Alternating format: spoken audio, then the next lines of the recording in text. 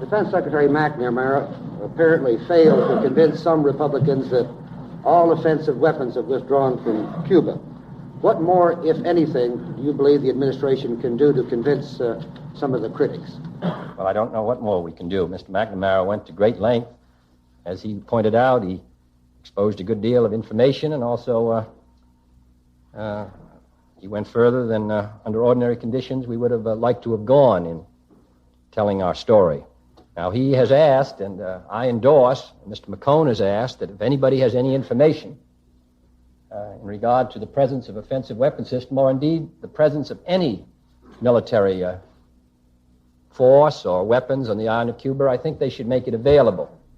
General Carroll, who's in charge of intelligence for the Defense Department, if they will turn the information over. Now, we get hundreds of reports every month, and we try to check them out. Many of them are just rumors or reports.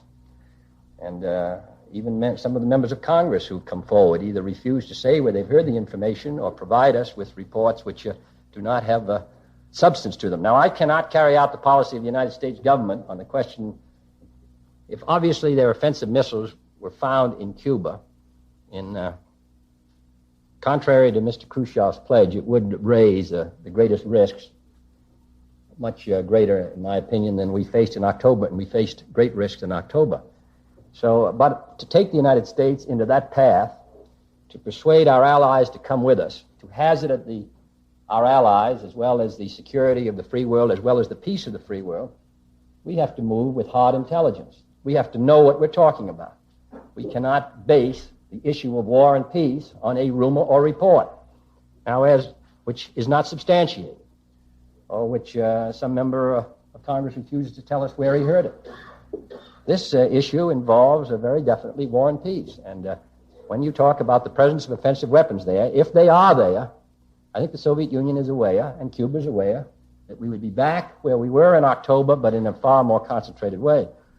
Now, if you're talking about that, and talking about the kinds of actions which would come from that, it seems to me we ought to know what we're talking about. Now, it may be that there are hidden away some missiles. Nobody can prove that they're, in the finite sense, that they're not there, or they might be brought in. But they're going to have to be erected. And we continue complete surveillance. They have to be moved. They have to be put onto pads. They have to be prepared to fire. And quite obviously, if the Soviet Union did that, it would indicate that they were prepared to take the chance of another great encounter between us with all the dangers. Now, they had those missiles on the pads, and they withdrew them. So the United States is not powerless in the area of Cuba. But I do think we should keep our heads and attempt to use the best information we have. We've got, I think as Secretary McNamara demonstrated, we're taking the greatest pains to try to be accurate. But we have to deal with facts as we know them and not merely rumors and speculation. Now, as I say, these things may all come about, and we may find ourselves again with the Soviet Union toe-to-toe. But we ought to know what we have in our hands before we bring the United States and ask our allies to come with us to the brink again. Yes. Mr. President, what is the administration's position now about the on-site inspections that you were insisting upon in October? Is that now a dead letter? Yes, that's right. Cuba did not agree to on-site inspection unless there was inspection of the United States, which we did not agree to. As part of that was the question of the no-invasion pledge and the rest, so that there has been no on-site inspection, and I do not expect to get any. I don't expect that Cuba will agree to the kind of on-site inspection that would give us more assurances than we have at the present time through photography.